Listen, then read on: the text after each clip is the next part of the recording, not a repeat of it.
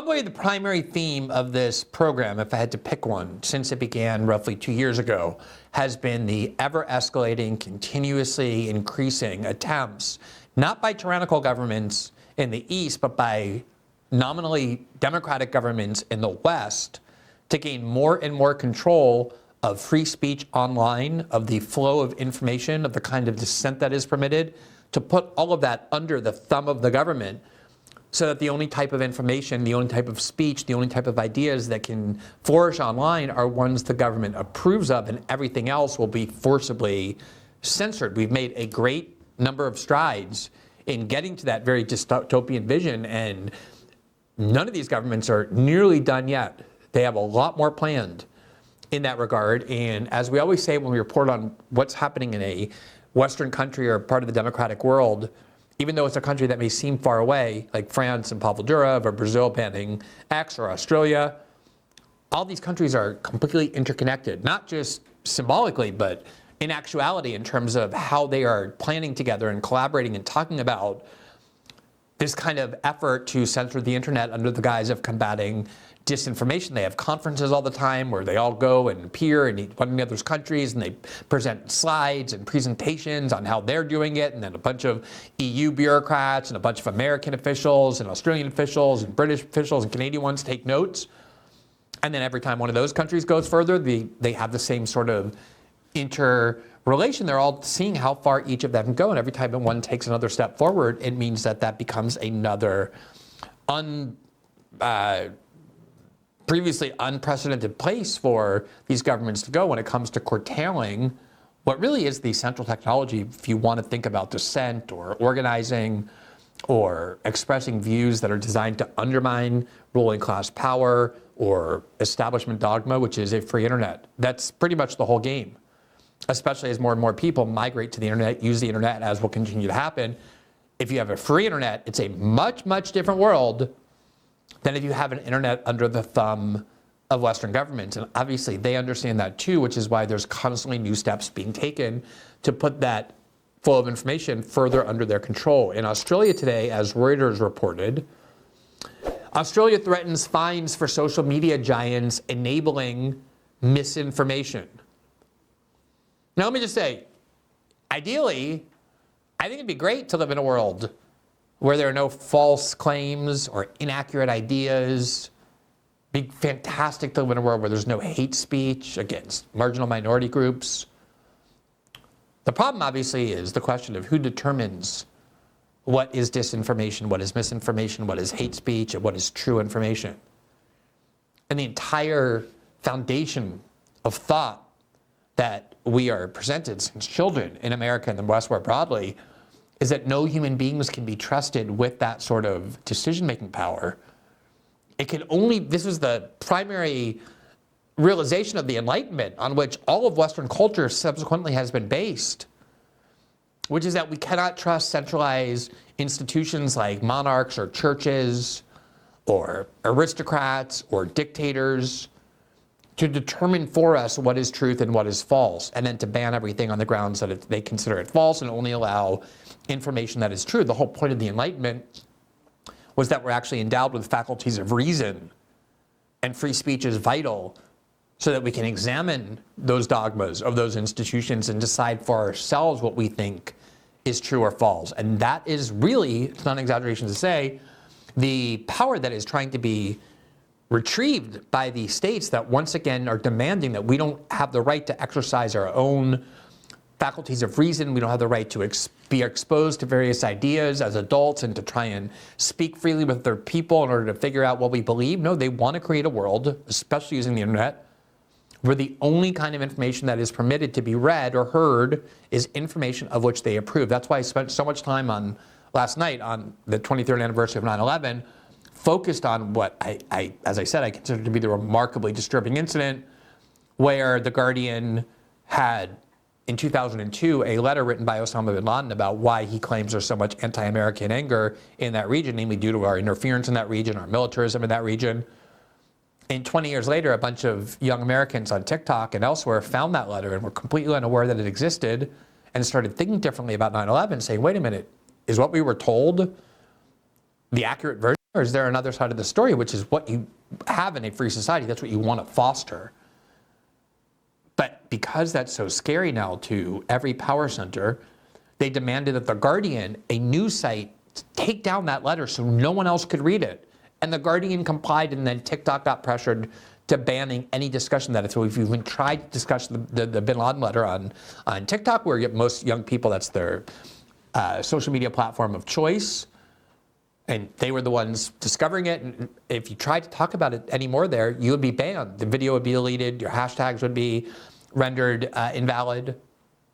That is the definition of a tyrannical culture, where governments have the power to make sure that you are exposed only to the information of which they approve, that serve their interests, and which they want you to believe, with the power to ban everything else. And Australia is trying to do this, not directly, but indirectly, by saying that they will find social media platforms that don't on their own take down or ban or delete what they regard as misinformation. The Reuters article goes on, quote, Australia said it will fine internet platforms up to 5% of their global revenue.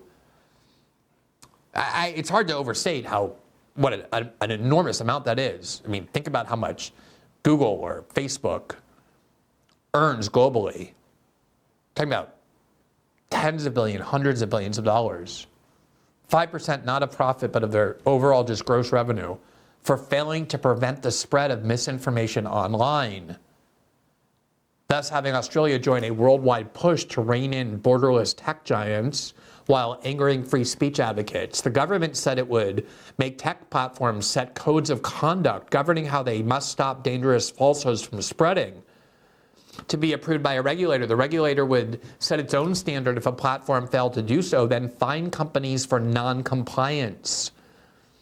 The legislation to be introduced in Parliament on Thursday targets false content that hurts election integrity or public health, calls for denouncing a group or injuring a person, or risks disrupting key infrastructure or emergency services. The bill is part of a wide-ranging regulatory crackdown by Australia, where leaders have complained that foreign domiciled tech platforms are overriding the country's sovereignty, and comes ahead of federal election due within a year. Now, as I discussed with my guest last night, Brendan Carr, who is a commissioner with the FCC, this is one of the reasons why I was so concerned about what has now become the successful effort by the United States to ban basically the largest social media platform that Americans prefer to use, which is TikTok, on sovereignty grounds. But we can't have the Chinese controlling a platform where people get to speak to each other, because it's an invasion of our sovereignty, it's a threat to our national security. This is exactly what all these democratic governments are now using, the rationale they're now using to tell these social media companies, either you censor in accordance with what we demand you censor, or we will deem you a threat to our sovereignty and fine you 5% of your global income. The article is on, quote, already Facebook owner Meta has said it may block professional news content if it is forced to pay royalties, while X, formerly Twitter, has removed most content moderation since being bought by billionaire Elon Musk in 2022. Quote, misinformation and disinformation pose a serious threat to the safety and well-being of Australians, as well as to our democracy, society, and economy, said Communications Minister Michelle Rowland in a statement. Doing nothing and allowing this problem to fester is not an option. So just think about how Orwellian that formulation is. She's saying free speech is a threat to our democracy. The only way we can save our democracy is if you empower us to determine which ideas are permissible and which ones are prohibited. And I say Orwellian on purpose because all of us in the US, the UK, Europe, Canada, we're given a book to read in high school or early in college that is intended to instruct us about what tyranny and authoritarianism is.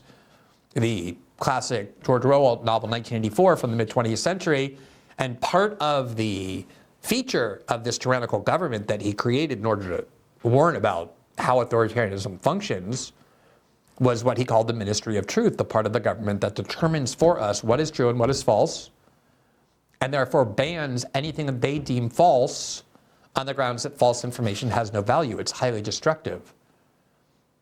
And because we're inculcated with that, that's why when the US government tried very directly to appoint a disinformation czar, that preposterous liberal cartoon named Nini Yankovic, as disinformation czar within the Department of Homeland Security, that was simply a bridge too far. The backlash was too great for that because we're at least still in our DNA is this idea that government shouldn't be doing this, and yet around the rest of the world, and increasingly even in the United States, there's more and more, not just acceptance, but desire to have the government play this role. Now, the other thing I want to just note here is the irony of Australia doing this, because Australia was probably the country that became the most fanatical about COVID.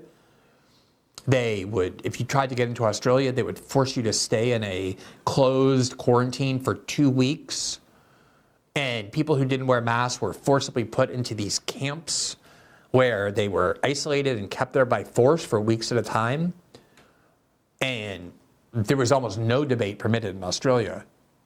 And one of the most important things that I think happened during the COVID debate in particular was that there was a lot of information that was deemed false and that governments therefore demanded be censored, that even Mark Zuckerberg, who complied with a lot of those demands, ended up admitting last year, and also on the Joe Rogan show, the ideas that these governments wanted banned on the ground that they were disinformation, either in Mark Zuckerberg's words were reasonably debatable or even true, questioning the dangers and efficacy of the vaccine, the origins of the virus. Remember, early on, it was decreed true by Anthony Fauci and his crowd in that Lancet article that they knew for certain the truth about the origin of COVID. Namely, it had nothing to do with any lab leak. It had nothing to do with scientists. It was just simply a naturally occurring virus that zoonotically skipped from animals into humans.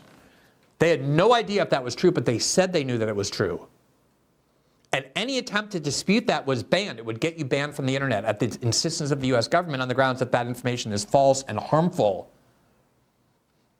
And here we are now 3 years later, and major parts of the US government, including the FBI and the Commerce Department, which investigates a lot of these issues, parts of the health agency, now say it's far more likely than not that the COVID pandemic started from a lab leak in China as opposed to naturally occurring through animal to human transmission. So just think about how menacing that is, how sinister it is that governments during the COVID pandemic exploited people's fears to get information censored because they called it disinformation that in fact was actually true information. The disinformation was coming from those governments, and what they wanted to ensure was that nobody could question or dissent from the information they were disseminating that in many cases was highly dubious and in many cases simply false.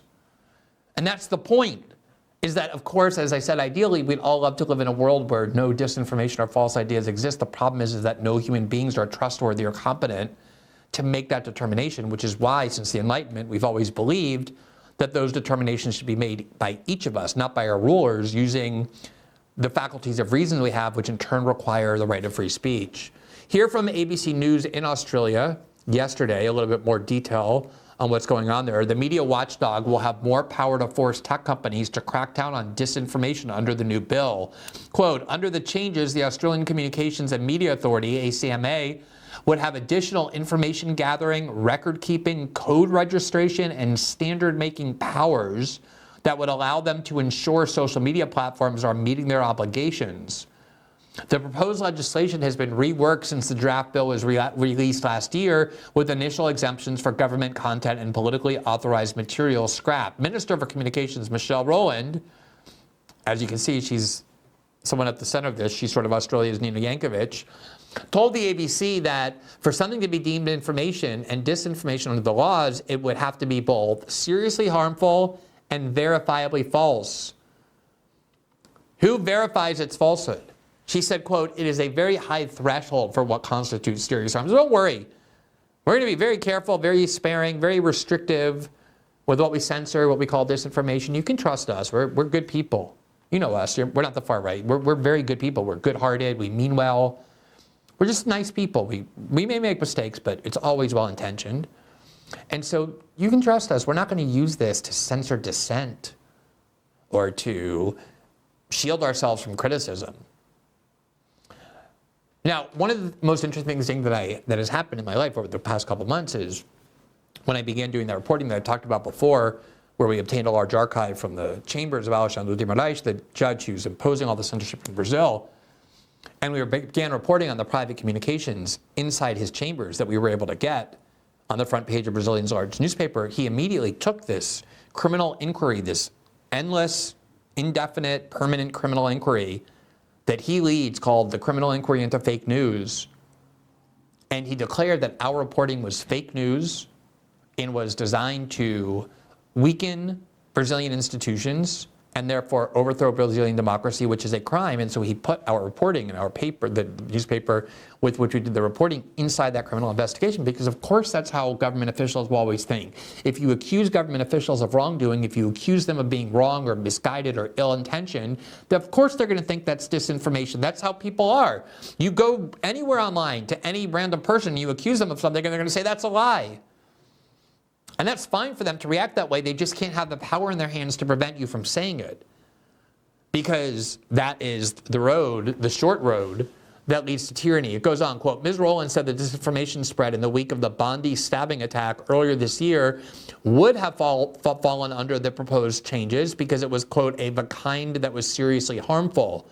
The laws would also cover content that urges people against taking preventive health measures like vaccines, she said, or that could encourage threats to critical infrastructure like communication towers. So in the future, if there's some new vaccine that Pfizer or some other pharmaceutical giant presents and starts pushing and selling, and if the government believes in it, there's no questioning of that allowed.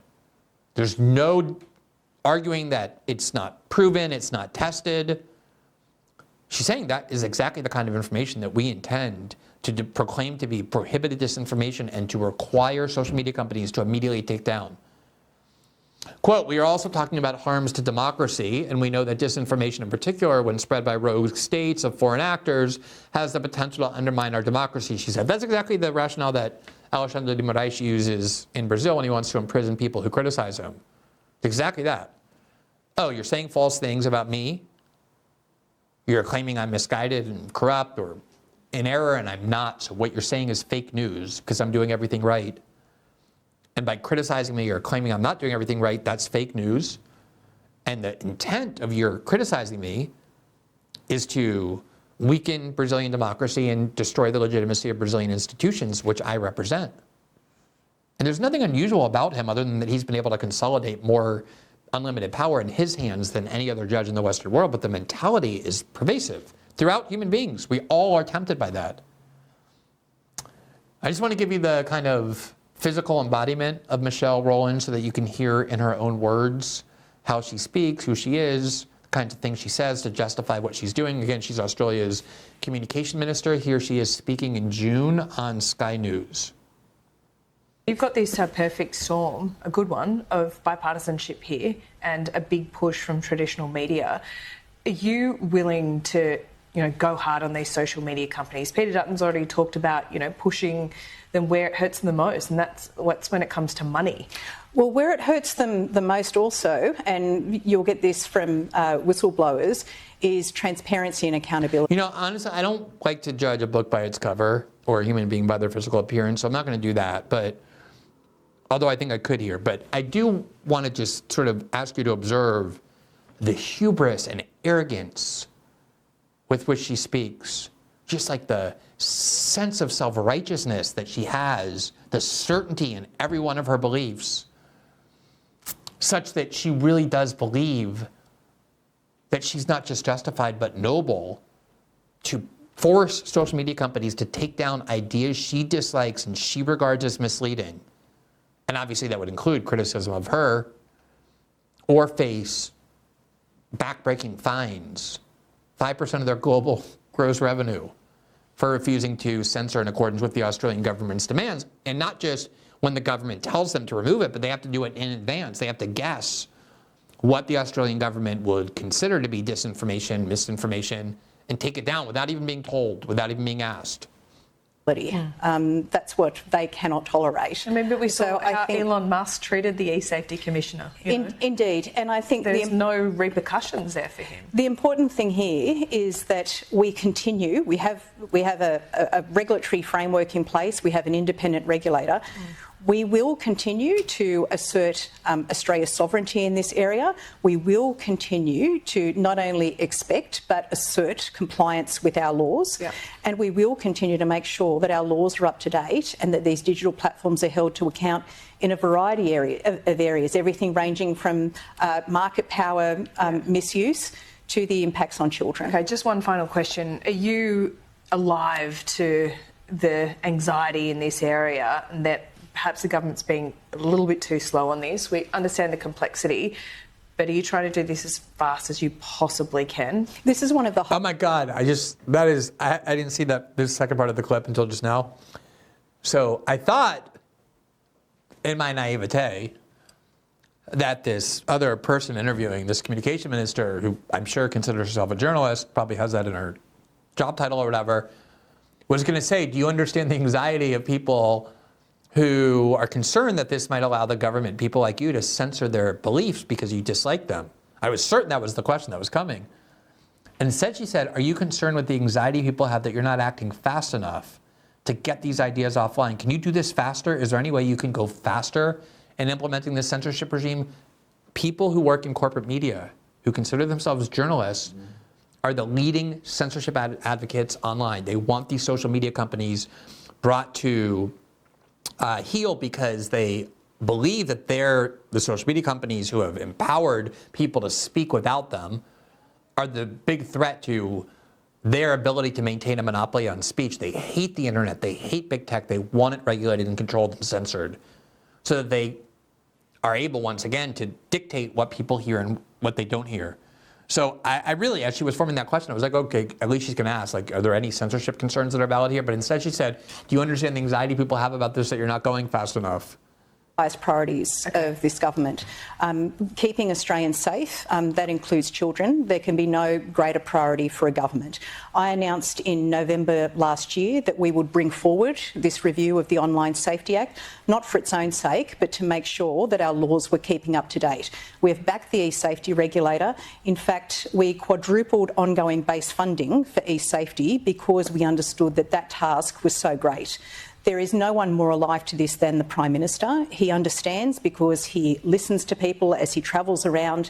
He listens to parents telling them their concerns around this. All right, now, in case you haven't gotten enough of Michelle Rowland from those two prior articles where I quoted her at length, as well as this video that I gifted you, just want to, how could you ever get enough of Michelle Rowland? I personally could not. I want to show you an appearance that she made on ABC News, Australia's ABC News, yesterday, talking about these new measures and the rationale behind them. This is very important for Australians. It's important for our security when we've got our top spy saying that mis and disinformation poses a threat to our democracy. We also have the head of defence saying the same thing, our regulators saying the same thing.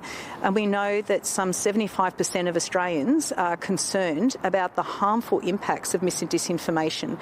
This really goes to not only protecting Australians, but protecting our democratic way of life. And when will you introduce the bill, and when do you expect it to be passed? When do you want it? Again, so you're sitting there talking to a government official who is obviously very passionate about censoring the internet and taking down or preventing or banning or punishing the expression of ideas she considers to be wrong. And traditionally, just calling yourself a journalist meant that you're politically neutral, or you're supposed to pretend to be. I don't really believe in that, but that's the model. But the one thing you're not neutral on are the values of free speech and a free press. That's, of course, you call yourself a journalist, you wind yourself up, and you're going to go wherever there's threats to free speech and a free press, and you're going to oppose those. I mean, if that's not in the journalist ethos, I don't know what is. And you see this person as well, who works for Australia ABC, just like the woman we showed you from a couple months before on Sky News, when faced with a government official who is talking so pompously about the importance to protect society from things she regards as disinformation, to the point where they're going to pass a law to force them to be taken down. His only question is, like, when's this coming finally? We've been waiting for it for so long. Like, why are you keeping us hanging? Can you get this done? Please, get this done fast. When will this be done by? Passed. I intend to introduce it in this sitting. We would prefer to have this passed this year, but again, this is in the hands of the Parliament. We intend to also self-refer this to committee because, being a novel bill, we want this subjected to all the parliamentary scrutiny that would otherwise be afforded it. Have you left it too late in the term? Well, I think what's important here is that we have done the hard yards in terms of consultation. We released an exposure draft last year. We consulted widely on it. We made, even in January last year, our decision clear that we would legislate in this area. Just, first of all, just take a look at her face, please, and think about whether you would want to live in a society, a country where this person has the power to determine for you what is truth and what is false, what is true and what is false, and then has the power to force social media companies to take down what she has decided is false. These same officials who spread infinite amounts of disinformation about the COVID pandemic. And all throughout the West, this is what's happening. All throughout the democratic world, this is what's happening. And in both interviews, we showed you, I think, the whole thing or almost all of it. Was there a single adversarial question asked of her, a single difficult or challenging question about, aren't we kind of concerned with the government having the power? Wasn't this like what George Orwell wondered about in 1984? Like, he called it the Ministry of Truth when he predicted the future about how tyranny would function. Aren't you advocating for exactly that? Isn't there like some censorship concerns here about how this might be abused, even though you're such a good person? Like, maybe one day some person who's not as good as you, like some person on the right, will get into this office and have this power, and then they will abuse it for their own interest? Like, is that a concern at all? There was no hint of that. It's not even part of the discussion from a journalistic perspective. Now, as we started out by saying, this gets contagious. One country sees one country doing it, the other one then does it. 3 days after France arrested the multi-billionaire founder of Telegram, Pavel Durov, and unsealed an indictment against him with this extremely pernicious theory that he can be held criminally liable for what other people do on his platform. And even though there's 900 million users, he's somehow personally responsible for monitoring all of them.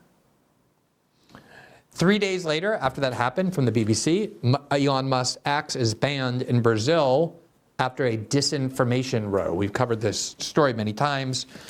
But then you see here in Politico, the EU charges Elon Musk's X for letting disinformation run wild. There's an actual formal investigation against X, basically on the grounds that they're not censoring enough, that they're allowing too many false ideas to circulate. And this is what they said, quote, "The tech mogul's platform is the first to get hit with charges under new EU social media law. The European Union is calling Elon Musk to order over how he turned social media site X into a haven for disinformation and illegal content. The EU Commissioner on Friday formally charged X for failing to respect EU social media law. The platform could face a sweeping multi-million-dollar euro fine and a pioneering case under the bloc's new Digital Services Act, a law to clamp down on toxic and illegal online content and algorithms." They're going to clamp down on toxic content, toxic speech. They're clamping down on that. Quote, Musk's X has been in Brussels crosshairs ever since the billionaire took over the company formerly known as Twitter in 2022. X has been accused of letting disinformation and illegal hate speech run wild, roll out misleading authentication factors, and blocking external researchers from tools to scrutinize how malicious content on the platform spreads. Infringements of the DSA could lead to fines up to 6% of X's global revenue. It's not just Australia, it's not just Brazil, it's not just France, it's the entire democratic world. And here's the real point I want to make about this, which is that if you create a law that renders the top executives or main shareholders of a social media company criminally liable, or even just civilly liable, but especially criminally liable, if the government can claim that there's some content on the site that is illegal as disinformation or hate speech or misinformation or whatever, what are social media companies going to do? The same question is if the government has the power to fine them 5% of their global revenue for failing to remove what the government considers disinformation, obviously they're going to err on the side of safety. And they're going to take everything down, other than the, I'm suppressing a sneeze. I might let it go. We'll see how that turns out, but I'm just giving you a roadmap for what's going on. But anyway, I think this is such an important point, which is that if those social media companies are threatened with those kind of punishments, just put yourself in their position. What would you do? You would take down everything that is possibly considered by these governments to be too much dissent, too harmful of an idea, to be misinformation, to be false. The only things you're going to leave up, the only things you're going to feel safe to leave up are the most banal, conformist, government-approved messaging, praising leaders, cheering their policies, cheering their wars, because you're going to be petrified that anything else might be deemed misinformation by one government or the other, and then you're going to be the next Pavel Durov, who gets arrested as soon as you step onto one of those countries' soil. Or you're going to be hit with some massive fine that even for a billionaire is a serious threat. That's the point of this whole framework. The point of this framework is to incentivize social media companies to take down everything that could possibly offend government officials. And at this point, as I always say, it's impossible for me to do anything more to convey the dangers of it other than describe what's happening. I think it really does speak for itself. Thanks for watching this clip from System Update, our live show that airs every Monday through Friday at 7 p.m. Eastern exclusively on Rumble. You can catch the full nightly shows live or view the backlog of episodes for free on our Rumble page. You can also find full episodes the morning after they air across all major podcasting platforms, including Spotify and Apple. All the information you need is linked below. We hope to see you there.